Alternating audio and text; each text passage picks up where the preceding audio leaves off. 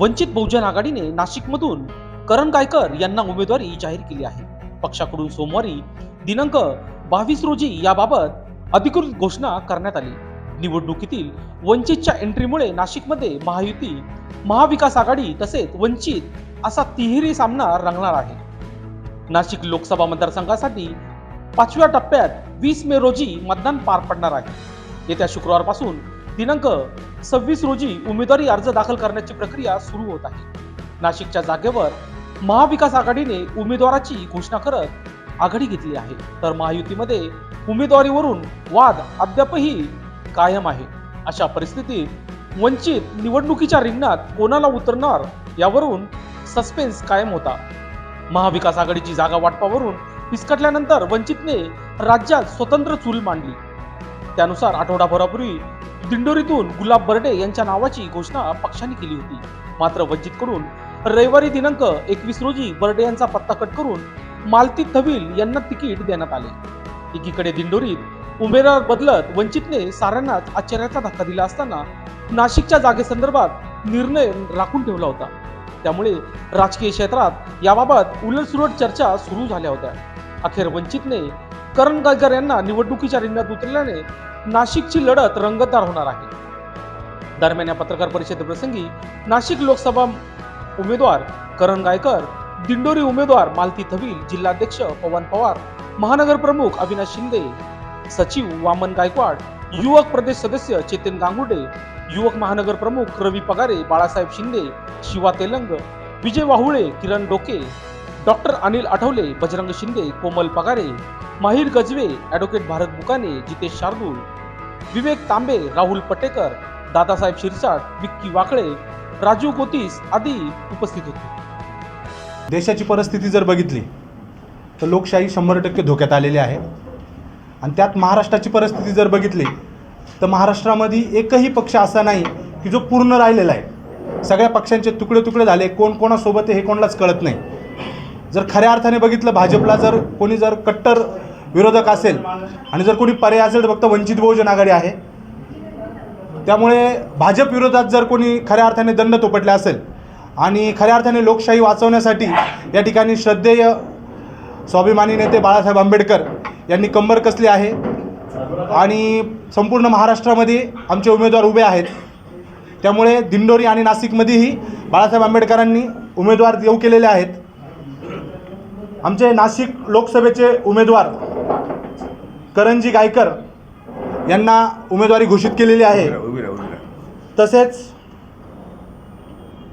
दिंडोरी लोकसभेमधून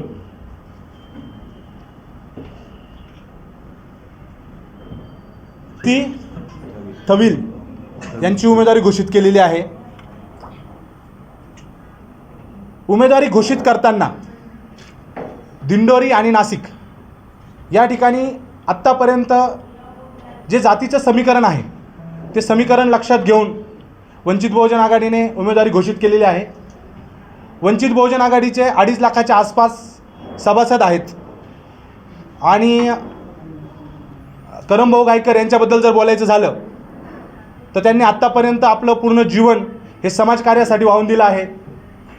भाऊसाहेब चव्हाणसारख्या माणसाने जेव्हा मोठ्या प्रमाणात स्कॅम केला होता त्या ठिकाणी मोठ्या प्रमाणात त्यांच्या परती मिळवून देणे, मराठा आरक्षणासाठी स्वतःच्या जीवाची पर्वा न करता धावणे आणि मराठा आरक्षण मिळोपर्यंत न थांबण्याचा निर्धार करणभाऊंनी केलेला आहे।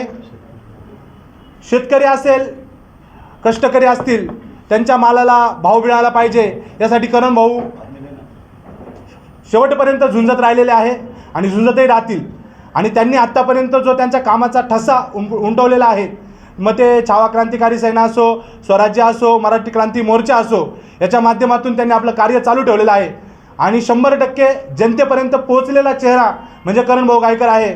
त्यामुळे या नाशिकच्या जनतेला करण गायकर काही नवीन नाही, त्यामुळे 100% आमचा उमेदवार विजयी होईल अशी आम्हाला या ठिकाणी खात्री आहे। लोकसभा मतदारसंघामध्ये एक मिनिट सर, मालतीताई थविल आणि ढोंगसे यांना जी उमेदवारी आदरणीय साहेबांनी दिलेली आहे, सगळ्यात महत्त्वाची गोष्ट की मालतीताई थविल या सुरगाण्याच्या आहेत, आदिवासी कोकणा आहेत आणि दुसरी महत्त्वाची गोष्ट अशी का त्यांचा जो विवाह आहे, त्यांचे जे धर्मपती आहेत ते मराठा समुदायातून येतात आणि सगळ्यात महत्त्वाची गोष्ट म्हणजे ज्यावेळेस आदरणीय मनोजदादा जरांगे यांनी मी प्रत्येक लोकसभेमधून एक उमेदवार देईल अशी घोषणा केली होती, त्यावेळेस दिंडोरी लोकसभेमधून पहिल्या नंबरला मालतीताई थविल यांचं नाव होतं. परंतु कालांतरानं भूमिका त्यांनी बदलली आणि नंतर बाळासाहेब आंबेडकरांची भेट घेतली. मराठा आरक्षणाचा पाठिंबा असेल, आदिवासींचे प्रश्न असतील, याबद्दल जाण असणारे, सुरगाण्यातल्या स्थलांतरित प्रश्नांची जाण असणारं नेतृत्व या दिंडोरी लोकसभेला भेटलं पाहिजे. आणि आजपर्यंत जे खासदार फक्त दिंडोरीच्या पश्चिम पट्ट्यातून त्यांनी उमेदवारी केली होती, परंतु आज दिंडोरी लोकसभेमध्ये पूर्व पट्ट्यातला एकमेव उमेदवार हा वंचित बहुजन आघाडीने दिलेला आहे. आणि त्यामुळं मालतीताई थविल यांच्या उमेदवारीच्या घोषणेनंतर मतदारसंघामध्ये उत्साहाचं वातावरण आहे आणि आम्ही त्या मतदारसंघामध्ये विजयी होऊ इथपर्यंत आमचा हा प्रवास पोहोचलेला आहे. नाशिक लोकसभा मतदारसंघामध्ये विकासाचं व्हिजन हाच आमचा अजेंडा असणार आहे. शेतकरी, कामगार, शिक्षण, आरोग्य, महिला सबलीकरण या धोरणांवर सकारात्मक काम करून बेरोजगारीचा प्रश्न असेल, शेतकऱ्यांच्या शेतीमालाला हमीभाव असेल, मराठा समाजाला आरक्षण, ही जी भूमिका माझी 15 वर्षापासून आहे, इथून पुढेही ती त्याच पद्धतीनं राहणार असून या मतदारसंघात जातीपातीचं राजकारण, धर्माचं राजकारण हे इतर लोक करतील. आम्ही विकासाचं राजकारण करून श्रद्धेय बाळासाहेब आंबेडकर साहेबांची जी भूमिका आहे, या महाराष्ट्रामध्ये छत्रपती शिवाजी महाराज, शाहू फुले आंबेडकरांचा विचाराचा एक वारसा आहे, त्या वारसाचे ते विचार जपतात. म्हणून वंचितची उमेदवारी या ठिकाणी घेऊन 12 बलुतेदार 18 पगड जातीच्या सगळ्या जनसमुदायाला सोबत घेऊन ही उमेदवारी जिंकण्याच्या दृष्टिकोनातून आम्हाला अत्यंत सोपी आहे. आणि त्या माध्यमातून चिखलफेक करणं, टीकाटिप्पणी करणं हे उमेदवाराचं काम नाही आणि मी त्या फंद्यात पडणारसुद्धा नाही. मी मतदारांसमोर आत्तापर्यंत 15 ते 20 वर्षात जे काही काम केलं आहे, त्या कामाच्या माध्यमातून मतदान आशीर्वाद रूपी सर्व मतदार राजांकडे जाऊन मागणार आहे आणि त्याच जोरावर माझी ही उमेदवारी आहे. व्यक्तीच्या विरोधात आहे. छगन भुजबळ हे एका समाजाच्या विरोधात अत्यंत खालच्या पातळीवर जाऊन विरोध करतात. ते संविधानिक पदावर आहे. हे छगन भुजबळ जर आमदार मंत्री नसते ना, मला त्यांना विरोध करायचा काही संबंध नव्हता. संविधानिक पदावर बसल्यानंतर महामानव डॉक्टर बाबासाहेब आंबेडकरांनी घटनेचे अधिकार दिले, त्या अधिकाराची पायमल्ली करण्याचा अधिकार भुजबळांना कोणी दिला? म्हणून त्या व्यक्तीच्या विरोधात आहे मी. कुठल्या समाजाच्या, कुठल्या जातीच्या विरोधात जर करण गायकरचं एक जरी स्टेटमेंट असेल तुम्हाला दाखवा, मी व्यक्तीच्या विरोधात आहे, समाजाच्या, जातीच्या विरोधात नाही. मी सगळ्या जाती धर्माला सोबत घेऊन तुम्हाला माझ्या छावा क्रांतीवीर सेनेची जर लिस्ट दिली तर तुम्हाला 12 बलुतेदार 18 पगड जातीचे लोक सगळे 14 ते 15 वर्षापासून माझ्यासोबत काम करताना दिसतील. याच्यावरून तुम्ही माझ्या कामाच्या पद्धतीने हे लक्षात ठेवा. समता परिषदेमध्ये एखादा मराठा आहे का? तुम्ही आम्हाला प्रश्न विचारतात, हे प्रश्न कधी भुजबळांना पण विचारा ना. विचारले, त्यांना पण विचारले. बरं, मग समता परिषदेमध्ये एखाद्या मराठ्याला मोठा आम्ही सगळ्यांना प्रश्न विचारतो, तुम्हाला पण झाला का? माझं काय म्हणणं आहे, ओबीसी म्हणतात ना, मग येवल्यामधून, नांदगाव मधून एखादा ओबीसीचा चेहरा देता येत नाही का?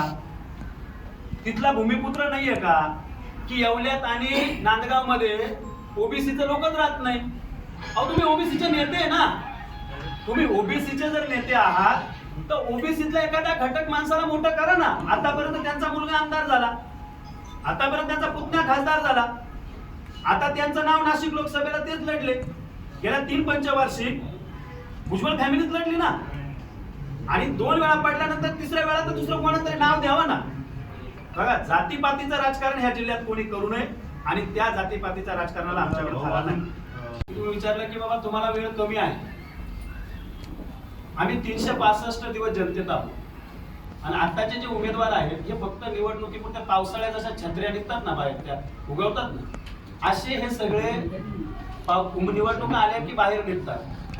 आम्ही 365 दिवस जनतेचं काम करतोय, जनतेची सेवा करतोय. शेतकरी असेल, कामगार असेल, महिला असेल, विद्यार्थी असेल, या सगळ्यांसाठी 365 दिवस काम करणाऱ्या माणसाला प्रचाराची गरज नसते. त्याला लोकांच्या हृदयात जागा असते. आणि म्हणून आम्ही प्रचारात सगळ्यांच्या पुढे आहे.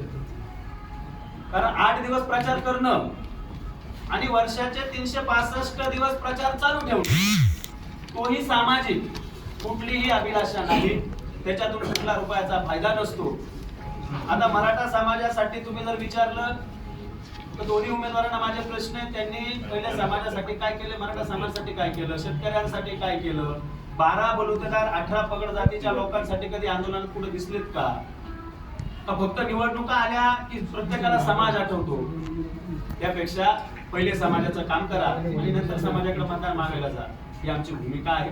आम्ही आमचं काम केलेलं आहे ते जनतेसमोर मांडणार आहोत आणि त्याच विश्वासानं ही जी सगळी टीम आहे, ते जिल्हा प्रमुख असतील, महानगर प्रमुख असतील, महाराष्ट्रावरचे सदस्य टीम असेल, आमचे दादा असतील, बाकीची सगळीच टीम, बजरंग भाऊ आणि आम्हाला दुहेरी सांगडे लक्षात घ्या.